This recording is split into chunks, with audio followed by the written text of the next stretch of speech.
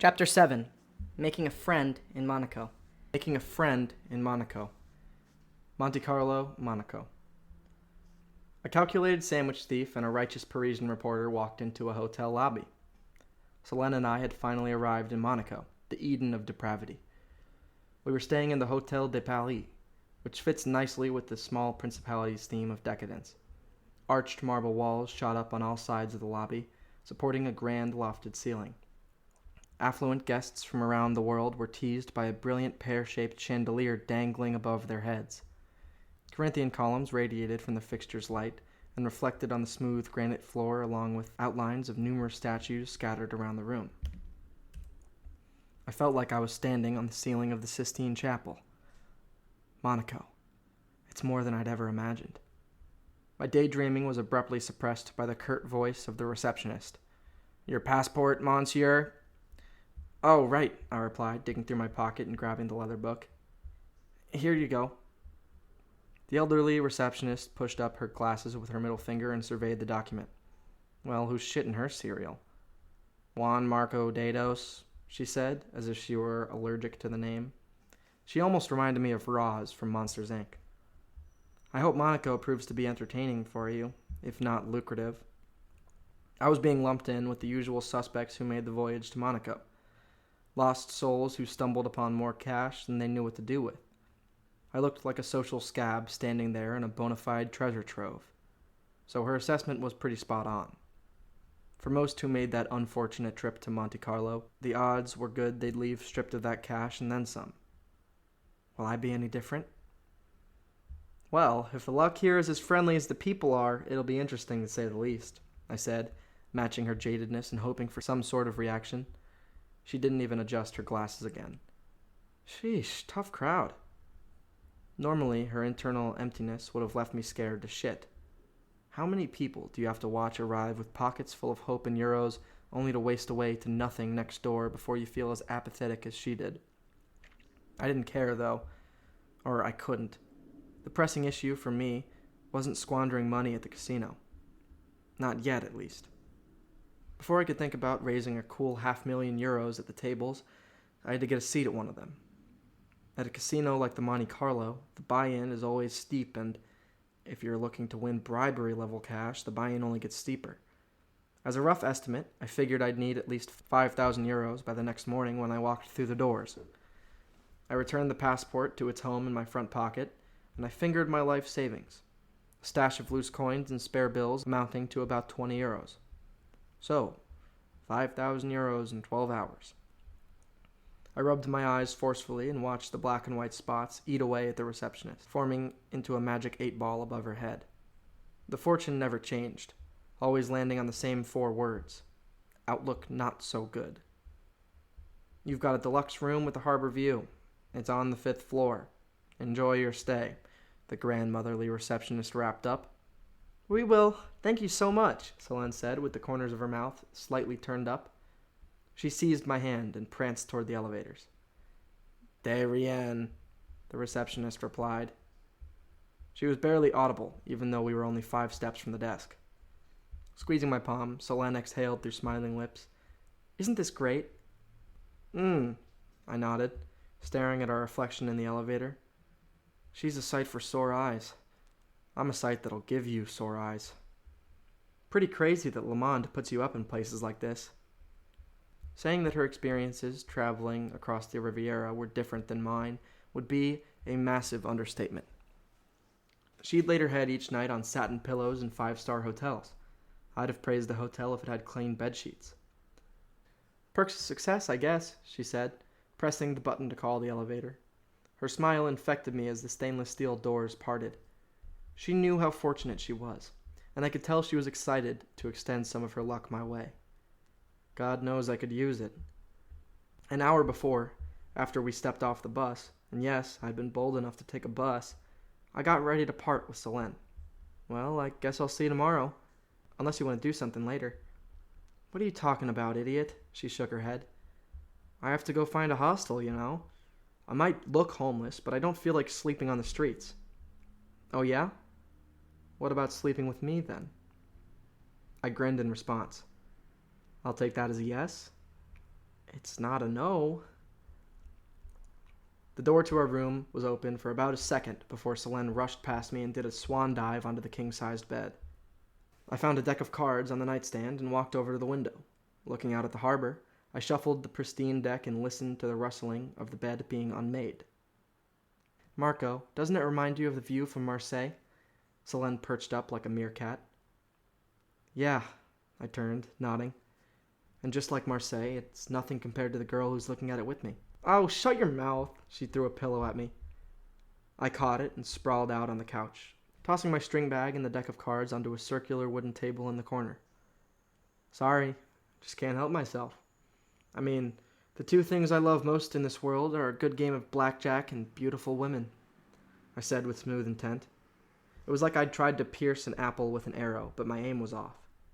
She didn't think I was cool in the slightest. In fact, she reacted as if I'd shot her in the face. No need to get all sexist, you know, she said bitterly. I didn't let you stay here because of your douchey tendencies. Sexist, sexist, sexist. God, she'd have lost her mind around Simon. Sorry, I said. My palms were getting way too comfortable with waving in surrender. I should add that I'm talking about this one specific woman, a reporter from Paris, one of the most brilliant people I've ever met, actually. Go on, she flipped her hair. She's funny, too. Gorgeous inside and out. And the most fun to be around, let me tell you. Finally, she smiled, and I was good to breathe again.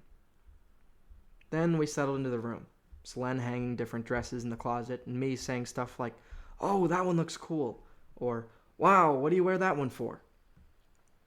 It wasn't long before I ran out of shit to say about her Technicolor wardrobe. Can't say I really missed this part of living together. I sat at the wooden table and began shuffling cards. They were good cards, firm but flexible. I left a joker on the top of the pile and put them back in the box. What are you doing over there? Unpacking, same as you, I said dryly. Just doesn't take me as long. I have a string bag, you have a suitcase. I dug the Zara suit out of my bag and laid it neatly on the couch. She let out a high-pitched puff and asked, "Where'd you get your hands on that thing?" Stole it yesterday. Bought it yesterday. Well, I hope you have enough money left over to gamble. Ha! Of course I do, I said. She sat on the bed, trying to mask a smirk. Mm-hmm. I felt like I was sitting with the popular girl at lunch in middle school. Hey, don't think I won't make what I have to. Trust me, I'll have more than I need for the embassy in no time, I said boldly, smacking my chest with my fist like a proud ape. Well then, Your Highness, the Emperor of Petty Theft, where'd you pick up all this money exactly? I glared as if the accusation that I'd stolen the money was preposterous. In fact, it was preposterous. I haven't stolen it. I'm going to steal it. You think I'd come without preparing? I've been saving every cent I could get my hands on for the past 2 years for this. I sat next to her on the bed and looked at her through the mirror on the wall. Reflections show you what you want to see, don't they? We faced off against one another's reflection in a staring contest until we both lost, and the room filled with a swell of laughter. As the waves calmed, she turned suddenly from my reflection to me. Before I could snap around, she'd placed a hand on the back of my head and gently brought my lips to hers. My eyes widened and then gradually shut. Tremors shot through my nervous system. Seconds, minutes, I wasn't counting. Our first kiss was a voyage at sea, with rough winds that died and a sail that relaxed in the gentle breeze. I hope it all goes well for you these next few days. Really, she said, after slowly pulling away. I smiled, with her breath still hot on my lips. You don't have to worry about me. I practically make my own luck. Good, she laughed. Could you maybe make your own shower then? Oh, get fucked, I said, getting up and snatching a towel off the bed. Not if you don't brush your teeth, I won't. I groaned and slammed the bathroom door. Complimentary toiletries always astounded me, since they were too much of a luxury for most second-rate hostels. I'd been living on borrowed shampoo for months, so the free shot-sized lavender-coconut combination I ran through the split ends of my facial hair was uncharted territory for me. Around 5, I stepped out of the shower into the room with a designer beard. Hey, so I was thinking we stay in tonight. I suggested, forcing damp legs into my pants. Sure. After the monsoon yesterday, a cozy night in the hotel sounds like a nice change of pace. Exactly, I said with a laugh. I'll go pick up some food now and bring it back if you want a shower and stuff. She arched an eyebrow at me. We won't be stealing this food now, will we? She asked. No, wouldn't dream of it. I haven't stolen since... Well, I haven't stolen in this country yet, I said, putting the towel on the couch. I won't steal the food. No, I'll buy dinner with my money and then get my hands on the 5,000 euros somehow. And hey, I don't even know for sure if I'll steal it. Maybe I'll just find it lying on the ground. Fine. I need to shower anyway, she said reluctantly. But I need to see the receipt, hear me? You are a thief, you know, and I won't eat tainted food. I picked up the wet towel and she scowled. Well, I've never stolen tainted food. That would be pretty stupid, I said. She ripped the towel from my hands. Just make sure you pay for it, idiot, she said before slamming the door. Sure thing, I promised the door. With 20 euros to my name, most of the restaurants I passed were well out of my price range. I didn't mind the walk, though. I've been Juan Marco Dados for a whole day straight. Acting never seemed like such a difficult profession. The evening facade of the Monte Carlo pulled me back into reality. I need money. Bad. The casino was imposing, complete with golden walls and 2 towering domes to guard the sea behind it from the virulent sin of the city. It was a bulwark enforcing the Mediterranean's chastity that also functioned as a filtration system. The Monte Carlo chewed up the damned and spit them out destitute. Card dealers funneled out, and gamblers were ushered inside, an osmosis of hope, dreams, and money. Money is power. Money is influence. Money is everything. And a 250 times multiplier seldom falls from the sky. Still, the sight of the card dealers sparked an idea. Maybe I won't need to front the money if I can get in with one of them. The exodus rushed toward the shore like the low tide. I followed suit, ending up at a nearby restaurant called Le Pattaya. To my surprise, I could afford a meal. The chicken parm only cost 15 euros. I got one for Selene and ordered myself a whiskey for a mere 4 euros. Not bad for Monaco. Waiting at the bar, I sipped slowly at my whiskey to dull my hunger and scouted for potential co-conspirators from the school of dealers. Unfortunately, the candlelight ambiance made the search a difficult one. What the hell? Did they all up and leave? I strained my eyes, trying to locate any of the dealers to no avail. Maybe the 15 euro chicken parm is a bit of a turn-off. A couple minutes passed. My whiskey sadly sat on the bar with a growing ring of condensation at its base. I gnawed at one of the circular ice cubes mindlessly. Fancy. As I played a game of tag with the cube in my tongue, a man took a seat in the empty bar stool to my left. He was a slender guy, maybe 3 inches taller than me, judging by his posture on the stool. I recognized the uniform easily. Bleached white button-down, coal-black vest, slim-fitting slacks, midlife crisis face. A dealer! My tongue won the game of tag, and I choked on the perfectly throat-shaped ice cube. The dealer sat upright, observing his surroundings like a gazelle expecting a lion. He seemed young, but his hands had the wrinkles of a seasoned card dealer. He cringed, raised his eyebrows, and scooted away as I suffocated on the fancy ice. What a dick, this guy. Hey, I said, placing my hand back on the bar and catching my breath. You can speak. Surprising, he said. You're a card dealer at the Monte Carlo, right? I asked, ignoring the instinct to smash my whiskey over his head. And you're a charity case, right? He smirked, keeping his eyes trained on the bartender. Look, buddy, I just got here, and I'm not used to circular ice cubes.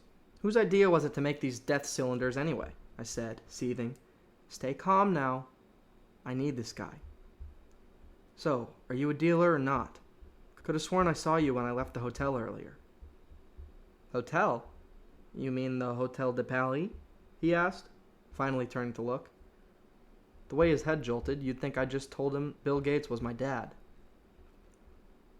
Yeah. Know any other hotels with a view of the casino, jackass? Calm. I let out a long breath. I'll ask one more time. Are you or are you not a dealer at the Monte Carlo? Maybe. Maybe not. He yawned and called the bartender over. Who's asking? Someone who needs advice. He snorted like swine, and the bartender visited shortly, dropping off the chicken parm and taking his order. Martini. Stirred, not shaken. What a loser. Advice, huh? He asked after ordering. What kind? Well, I just got here, like I said. I'm going to the casino tomorrow, and I figured it'd be good to make friends with a dealer beforehand. Ah, he said. Well, in that case, yes. I am a card dealer at the Monte Carlo. The bartender returned with his martini. Sir, for your drink, are you sure you didn't mean I meant what I said. Stirred, not shaken. Capiche? Okay. The bartender placed his heretical drink down and walked away with a loud whistle. I feel you, man. So, about this advice, the dealer asked, still glaring at the bartender. Well, for starters, how much is the buy-in at the tables? Most of them have a €50 buy-in. He exhaled condescendingly. That it? No. I swallowed a mouthful of whiskey. Not the kiddie tables, the big ones. I'm not here to win €100. Oh yeah? What are you trying to win, big guy? He laughed again and removed his straw to drink straight from the glass. I gently placed my own glass back in its water circle. €500,000. It was his turn to choke. Shit, he said, getting the ice cube down his throat and regaining his composure. Fetting me with his pupils, he asked, You serious? I nodded. Well, all right then, hotshot. He beamed and wrapped his arm around my shoulder. Incredible, the power of money. 6 syllables, and he's treating me like a different person. I'd be happy to be a friend, of course. If you're looking for that kind of dough, you'll need €10,000 just to sit down. 10,000? He took another smiley swig of his martini.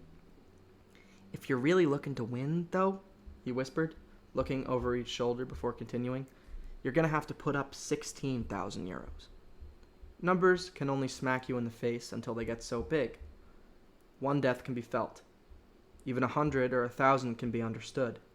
But hundreds of thousands? Even millions? Eventually, with magnitude, humanity is lost. Around 11 million people died in the Holocaust. But do we feel 11 million's worth of sorrow? No. Maybe some do, but if we all did, the world would rip apart at the seams. Everything has an upper limit, above which it becomes meaningless. Which is to say, I quickly decided that I could care less whether I needed €5,000 or €16,000. What difference is that kind of money to a man who only has a couple coins? I stared forward, rubbing my mouth as I did the math for his dealer's fee. So, 60% for friendship, I asked under my breath, whiskey glass covering my mouth. Yep, he offered nonchalantly through pursed lips. Lucky for you, I'm working tomorrow. Start as soon as we open. 2 o'clock sharp. All right, I said.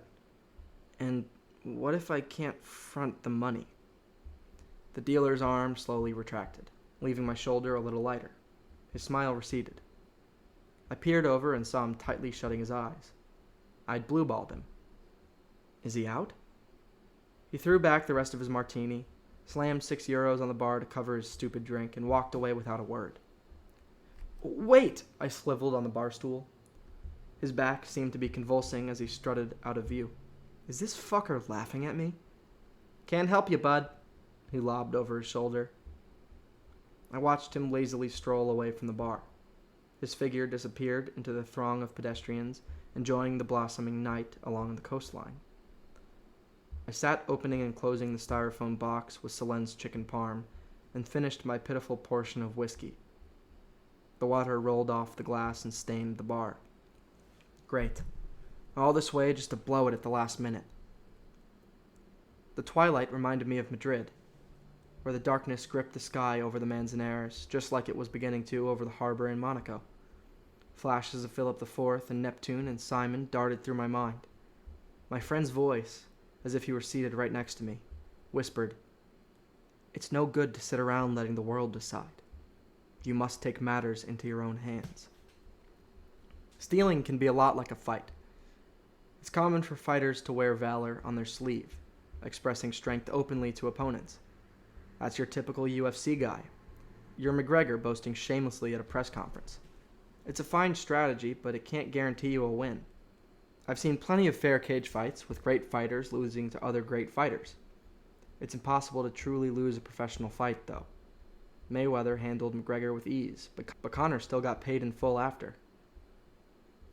They fight on an even playing field, because a loss is, in a sense, still a win. In street fights, however, the loser gets nothing but a bloody mouth. When you stand to truly lose, you need a certain win, and the only way to guarantee your outcome is to steal it. Luckily, I had become quite the accomplished thief by the time I made it to Monaco. The dealer wasn't walking very fast, so finding him was no problem at all. He even advertised his position with a cigarette. Smells like a red. He's got good taste, at least. I maintained a safe distance as I trailed him, using the crowd as cover. About 3 blocks from the restaurant, he ducked into an alleyway alone. God, it's just too easy. I followed him into the alley. The intensifying aroma of cigarette smoke clogged my nostrils as I drew closer. Turning a corner, I saw the card dealer leaning against a building and staring up at the freshly dark sky. The alley was lit only by the cigarette burning between his lips and the softening burn of the distant sunset. "Hey!" I cried, injecting a hint of fear into my words. Weakness is a warrior's disguise. "Where do you think you're going?" The dealer almost dropped his cigarette. I doubt many people ever followed him to his secret smoke spot. Still, he quickly determined by my wavering shout that I wasn't a threat. He adjusted his cigarette and took a prolonged drag. "What? I've already helped your broke ass more than I should have," he said, breathing out smoke as he spoke. "Usually I'd have charged for advice, but seeing as you emptied the bank on that mediocre chicken parm, I let it slide. You should be thanking me." "Thank you? You fucking prick!" I screamed, doing my best Morty impression. You're gonna help me out, whether you like it or not," I stammered, pointing a Parkinson's finger in his direction. "Oh yeah? And how you gonna do that, hotshot?" He scoffed. He looked away from me with a smile, closing his eyes and gleefully sucking off his cigarette. I shouted in contrived rage, dropping Selen's dinner, carefully, of course, and rushing at the dealer. I threw a wild right hook that missed his head by about 6 inches and greatly exposed the right side of my stomach. The dealer seized the gift-wrapped opening and landed a feeble roundhouse kick on my ribcage. "Ha! Barely felt that. This is going to be good." I gripped my side and doubled over, professing my agony with bleeding wails. He had no sense of urgency in battle, either because he was incredibly stupid or he thought I was just that weak. Either way, I had to wait patiently for a couple seconds before he finally decided to knock me to the ground, clasping his fists together and bringing them down between my shoulder blades. Really? I've had more painful massages. I rolled over on the concrete and caught a glimpse of his face. His eyes had ignited with the pompous flames of a phony martial artist. Perfect. He took care of the distraction all on his own. Wearing a malevolent grin, he raised his leg and prepared to stomp on my stomach. Unfortunately for him, going for a stomp leaves your balls wide open. I smirked from my concrete bed, sagely staring into his eyes as a sensei might when sparring with a student. His cheeks went pale, and a flicker of terror passed through his eyes just before I drove a Herculean heel into his crotch. Cue Joe Rogan, ringside, slamming his hands on the commentary desk. "Oh!" The dealer stumbled over in anguish before toppling to the ground with a thump. I got up and jumped around to get loose with a smile before I pounced. 3 powerful strikes in succession to his face, each with a greater cushion of blood than the last. Then, half as a precaution and half out of spite, I forced him into a fierce headlock. "That all you got, hotshot?" I snickered. He whimpered, unable to speak because of the pressure I had on his neck. "Oh, my bad," I said, loosening the hold enough for him to breathe. "Fuck you," he spat out. "No thanks," I quipped. "Sorry, not into that kind of thing myself." He struggled aimlessly to escape the headlock while I carefully sifted through his pockets. First, I found his dealer's name tag. Printed on it in pretentious font was Brutus Soufflard, his name. Very French. I put it back and grabbed the pack of Reds. Knew it. I pocketed a couple of his cigarettes and finally made my way to his wallet. He squirmed. "Here's what we're gonna do," I commanded. "I'm taking 10,000 euros from your wallet. Tomorrow, I'll be at the Monte Carlo all day. I'll sit at your table and I'll pay you half of what I win, not 60%. By noon, you'll have made a killing. You should be thanking me." He nodded his head, tears rolling down his cheeks, and I dropped him. He crashed headfirst to the floor. Yikes, that's a concussion. Moaning, he huddled up on the ground next to his put-out cigarette like a child with a teddy bear. I rolled my eyes. After taking 10,000 euros out of his Dolce leather wallet, I tossed it beside his trembling body. "See you tomorrow, bud," I said, picking up the chicken parm. Fighting is at least a little different from stealing. No need for a hasty departure when your opponent is writhing on the floor, cupping his nuts.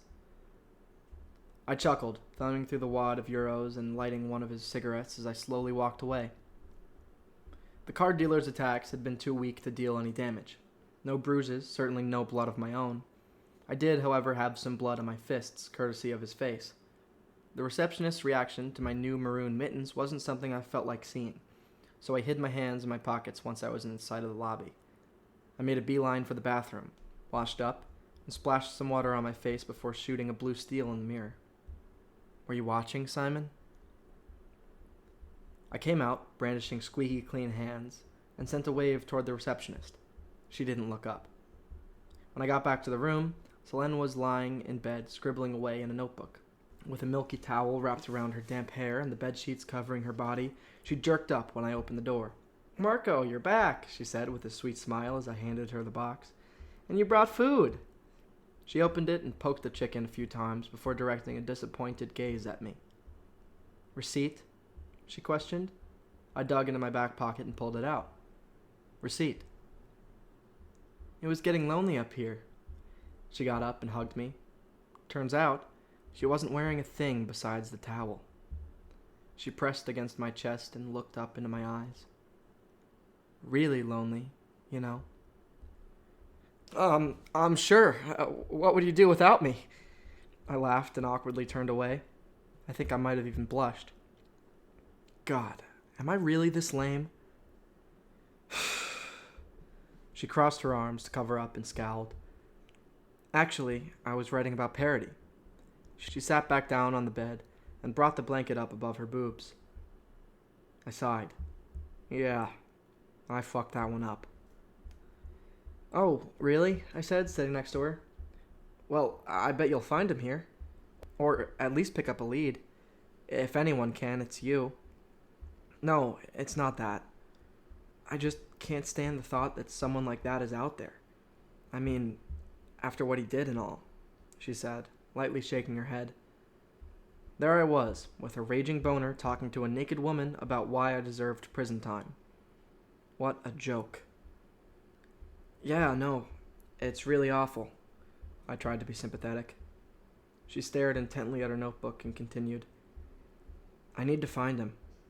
Any person who's done something that terrible can't be allowed to just get away with it." I breathed a little through my nose and gently turned her face toward mine. "Selene, you said it yourself. You do the right thing and it'll all work out. You do the wrong thing and you'll be screwed. Don't worry about it." She looked up and gradually put on a tender smile. She stared from my eyes to my mouth. This time, I was less of a pussy and I kissed her, losing myself in her lavender lips. Seconds, minutes. Again, I lost count. "Anyways, why didn't you get anything to eat?" she asked. "I did. They just took a while for your food, and I couldn't wait," I lied. "I thought we'd eat together," she said with a frown. "I'm sorry. I really wasn't all that hungry anyway," I lied again. Fighting through the hunger, I grabbed the remote and turned on the TV. "Here, let's see if there's a good movie on or something." "The old Netflix and chill, eh?" she asked. She took an overly seductive bite of her chicken parm. I nodded. Exactly, I said with a yawn and tossed my arm around her. Nice move, idiot. Oh, come on, I'm trying here. She nestled her head on my shoulder and I slowly guided my arm to her waist. We sat like that for a couple minutes. She ate and I wished I were eating, and we searched the directory for a movie. Gone Girl. She said we just had to watch it, and I flipped past the channel and refused to return. Fight Club. I said I hadn't seen it in years, and she launched into a long rant about the cultural toxicity of the movie and its promotion of violence. So, no Fight Club. Finally, we settled on Titanic. Of course, it had to be a story about a boat. From the first scene, I couldn't focus on dialogue or characters or plot or any of it. Instead of Rose and Jack on the Titanic, it was Selene and I on our humble sailboat. Selene and I battling colossal waves and torrential storms on the open water. Selene and I sitting beside each other on the deck under the incandescent starlight. Visions of salt water stung my eyes and crystallized in a kaleidoscope. Treacherous triumphs, dazzling discoveries, and through it all, moments of serenity spent in her company. Together on the rocky seas, she masterfully tended the helm as I guarded the skies from the crow's nest. In clear skies, we stood up at the prow with linked arms, pushing forth into our glorious future over the vast expanse of the cerulean unknown. The dim lamplight in the hotel room became the lanterns in our cabin. The syrupy fragrance of her shampoo became the pleasant drifts of the Mediterranean mist, and the looming threats in the world outside our room became the tempest we traversed as a pair. I was her Jack, she was my Rose, and the bed was our Titanic. When the movie reached that famous scene, where Rose and Jack both admire her stunning pearl necklace, Selene abruptly snatched the remote from my hand and shut off the TV. The static black screen sent a shock through the room. Selene looked at me, her unwavering eyes anchoring me to the moment, to the bed, to her. I want you to draw me like one of your French girls, she said, with the faint trace of a smile. She draped her arms around my neck and slowly drew my lips into hers. Seconds, minutes, you get the idea. Her kiss was the rumbling waves of the sea in October, and the tropical rays of the sun beating down in June. Strength and submission at once. She pulled away and grinned. Get it, Marco? Because I'm French? She giggled and stood up at the foot of the bed. The blanket fell gracefully off her body. So, is this what you had in mind when you asked if I'd sleep with you? I joked as she put her hair in a tight ponytail. She rolled her eyes and crawled up the bed. Just shut up, idiot.